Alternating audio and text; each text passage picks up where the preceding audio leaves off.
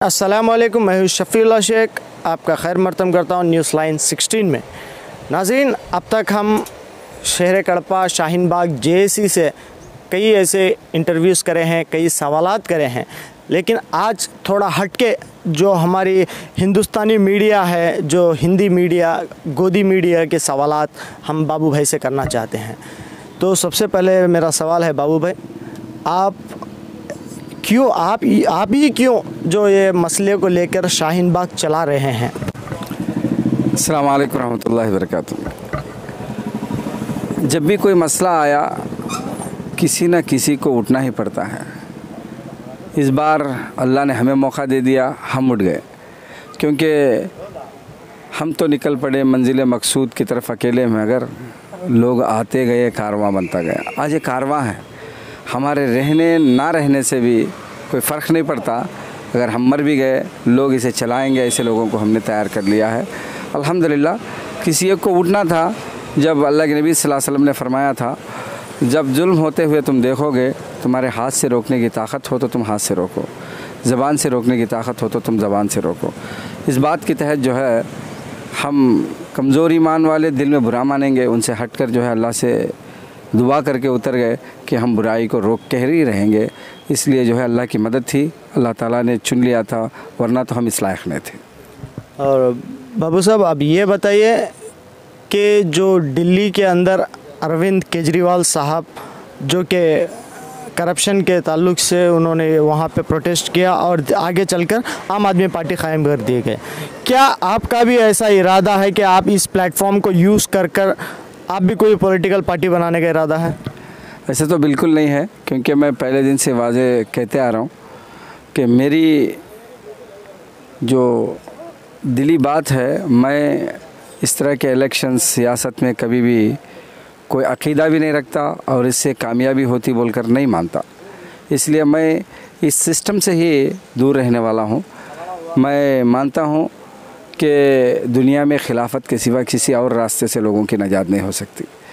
तो मैं ऐसा ख़्याल रखने वाला आदमी, मैं किसी इलेक्शन या उसमें जाना, कोई पार्टी बनाना, ये सब मेरा मकसद नहीं है। मेरा मकसद एक ही है कि मेरा रब मुझसे राज़ी हो जाए और जितने भी NPR के तहत जो NRC होगा, उसके तहत जितनी ज़िंदगियां इसमें फंसने वाली हैं, उन लोगों को बचाने के लिए जो आवाज़ें उठी है, उनमें मेरी भी एक आवाज़ हो, यही मकसद है। उसके सिवा अगर कल मसला हल हो जाएगा, कल मैं मामूली लोगों में वहाँ चले जाऊँगा जहाँ हम लोग फिरते रहते हैं, वहीं पर मैं चला जाऊँगा जो पहले जगह पर था। मेरा कोई पॉलिटिकल स्टैंड नहीं है और कोई पॉलिटिकल पार्टी बनाने का कोई ख़्याल भी नहीं है। इस चीज़ से मैं परहेज़ भी करता हूँ। तो बाबू भाई साहब, अब ये बताइए कि आपको CAA और NPR से क्यों इतनी नाराज़गी है? क्या आपके पास डॉक्यूमेंट्स नहीं हैं, इसलिए आप प्रोटेस्ट के लिए पहले आ गए JAC बनाकर? ऐसा नहीं है मेरे भाई। पहले जो प्रोटेस्ट हुआ वो CAA के ताल्लुक़ से हुआ। वो प्रोटेस्ट आप जानते हैं, उसको उठाने वाले पहले जो है 600 साइंटिस्ट थे और उसके बाद जो है 2000 से ज़्यादा दानिशमंद हज़रात प्राइम मिनिस्टर साहब से मिलकर कहें कि देखिए, हिंदुस्तान में अगर कोई भी आपको दस्तूर बनाना हो तो दस्तूर हिंद के तहत बनना है। तो जब उन लोगों ने उनको समझाया कि आप जो लॉ बनाए, इसमें पूरे पड़ोसी कंट्रियों का नाम नहीं लिए, छोड़िए कोई बात नहीं, 3 कंट्रियों का नाम लिए, ये अलग बात है। अहम बात ये है कि आप एक मज़हब वालों को पूरी तरह से बाइकाट करते हुए ये जो लॉ बनाए, ये दस्तूर हिंद के दफ़ा 14 के ख़िलाफ़ है। तो इसलिए वो जो आवाज़ उठी थी, हमको इसमें लगा पूरी तरह, क्योंकि NRC हो चुकी थी असम के अंदर। वहाँ क्या हो रहा है, असल NRC असम की होने की वजह से ही CAA को लाया गया। इसमें कोई आपको एप्लीकेशन भी उधर से कोई आने वाले लोग हम आ जाएंगे यहाँ बोलकर पाकिस्तान, अफ़गानिस्तान या बांग्लादेश से, इनको कोई पुकारने वाले नहीं। अगर पुकारेंगे तो हम पहले JAC वाले या दुनिया के कोई भी यहाँ पर जितने भी मुहिम चला रहे हैं, हमारा ये कहना है अगर वो आते हैं तो वेलकम बोलेंगे हम जाकर। उनके आने से हमारी कोई रुकावट नहीं है। वो वहाँ मज़लूम है तो मज़लूमों को सामने गले लगाना चाहिए, लेकिन मसला वो नहीं है। CAA जो बना, NRC के अंदर जो लोग शहरियत खो जाएंगे, उनमें से मुसलमानों को पूरी तरह शहरियत निकाल देगा ये क़ानून, और बाकी 6 मज़हब वालों को तकरीबन 6 साल तक उनको इस तरह ही रखते हुए और 6 साल के बाद कुछ कंडीशंस के साथ ये लोग इस गफलत में ना रहें। मेरे हिंदू भाई, ईसाई हो, बुद्ध हो, जैन हो, फारसी हो, सिख हो, ये पढ़े लिखे लोग जानते हैं मसले को। क्यों, उसमें क्लास नंबर 3 में आप पढ़ सकते हैं सीए में कि वहाँ जो शहरियत देने की बात कही गई थी 6 मज़हबों को, उसमें कहा गया उसमें हम लोग कंडीशन रखेंगे, मैनर्स रखेंगे और आपके लिए कुछ चीज़ों को रोक भी देंगे। अगर इन चीज़ों को आप इख्तियार कर लेंगे तो हम आपको शहरियत देंगे। तो आप सोचिए, कोई आदमी दलित है, इसमें दलित और जितने भी एसटी ट्राइबल्स हैं ये नुकसान में आ जाएंगे। असम में यही लोग नुकसान में आ गए। इन लोगों के हुकूक छीने जाएंगे, इनका रिजर्वेशन छीना जाएगा। इसी तरह इन लोगों के जितने भी हुकूक हिंदुस्तानी हुकूमत से मिलना वो सब छीन कर बाद जो मिलेगा वो इसी तरह रहेगा कि हमारे कॉमन लैंग्वेज में वेजिटेरियन टोटल ख़त्म हो गया, आदमी पूरा वेज बन गया, वो कमज़ोर हो गया। तो उस तरह बनाना चाहते हैं दीगर मज़ाहिब के लोगों को। इसलिए जो आवाज़ उठी थी पूरे हिंदुस्तान में, उस आवाज़ में मैंने भी अपनी आवाज़ अपने साथियों के साथ, मैं अकेला नहीं हूँ, मेरे साथी हैं जो मेरी हिम्मत बनकर मुझे चला रहे, तो वो लब्बैक बोल के इस बात पर आ गए। तभी जाकर हम लोग ये मुहिम हम चलाते हैं। हमारा मकसद तो कोई पॉलिटिकल पार्टी बनाना कभी भी नहीं है। बाबू भाई, मेरा अगला सवाल ये है आपसे, जो कि गृह मंत्री अमित शाह ने पार्लियामेंट में कहा गया हम एनपीआर पुराने फॉर्मेट में ही करेंगे और उसमें डी का जो है डाउटफुल वो नहीं लिखेंगे। तो आपको तो राहत मिलनी चाहिए इस बात से, फिर भी आप शाहीन बाग में भूख हड़ताल करते हुए इस गर्मी में शेर कड़पा के जो धूप की हालत है 30-35 भी जाती है, तो क्यों आप इस बात को नहीं मानते? देखिए, अब फिर एक बार बात को दोहरा लीजिए, आप फिर वो वीडियो देख सकते हैं। उसमें गृहमंत्री साहब ये नहीं बोले कि मैं पुराना सेंसस करूँगा, वो नहीं बोले। वो बोले एनपीआर होगा लेकिन डी नहीं लगेगा, ये अल्फाज थे उनके। अच्छा, गौर से आप देख सकते हैं वीडियो फिर। उसमें वो ये नहीं कहा गया कि एनपीआर पुराने सेंसस के हिसाब से होगा, ये नहीं कहा गया। उन्होंने वही बात कही, इसके अंदर जो है एनपीआर होगा और इसमें डी नहीं लगेगा। तो उसमें गुलाम नबी आज़ाद ने उनसे सवाल किया, इस पर एक डिबेट बुलाओ जिसमें ये जो रिकॉर्ड बने ऑफिसर्स उनको भी बुला लीजिए और आप और हम बैठकर बात करेंगे, उसके बाद जो है इसके ऊपर कोई जीवो निकालिए। तो उन्होंने हाँ डिबेट करेंगे बोल दिए, उसके बाद खामोश रह गए, कोई डिबेट नहीं हुआ और जीवो नहीं निकला। ज़बान से कही हुई बातों का कोई मायना होता क्या? आप देखिए, केसीआर साहब लगते तो रेजोल्यूशन पास किए लगा। मैं यही बात कर रहा हूँ, जो बात दस्तावेज़ नहीं बनती उस बात की कोई अहमियत नहीं रहती। उन्होंने कहा हम सीए एनपीआर एनआरसी के ख़िलाफ़ जो है रेजोल्यूशन पास करें।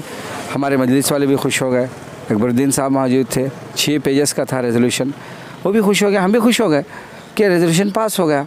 लेकिन हकीकत रेजोल्यूशन के अंदर मजलिस बचाओ तहरीक के अमजद अली ख़ान साहब ने जो बात कही, तब हमारे होश उड़ गए।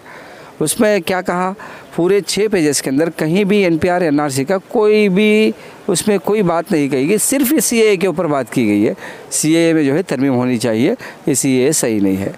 तो इस तरह की बातें जो ज़बानी असेंबली के अंदर पूरे एमएलएस के साथ, पूरे मिनिस्टर्स के साथ एक सीएम साहब कर सकते हैं, तो होम मिनिस्टर साहब भी इसी तरह का ड्रामा किए हैं।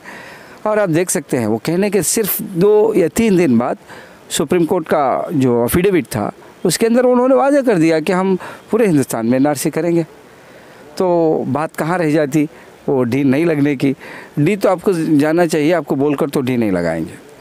तो बाबू भाई साहब, आवाम में एक अफवाह है कि जो शेर कड़पा का शाहीन बाग चला रहे हैं हाईटेक से चला रहे हैं, जैसे कि कूलर्स और खाने के लिए जूसेस, कई ऐसे मिठाइयाँ सब। ये भी सुनने में आ रहा है कि यहाँ पे जो ख़वातीन आ रहे हैं दूर दराज से उनको बुलाकर पैसे देकर बुला रहे हैं, क्या इस बात को सच माना जाए?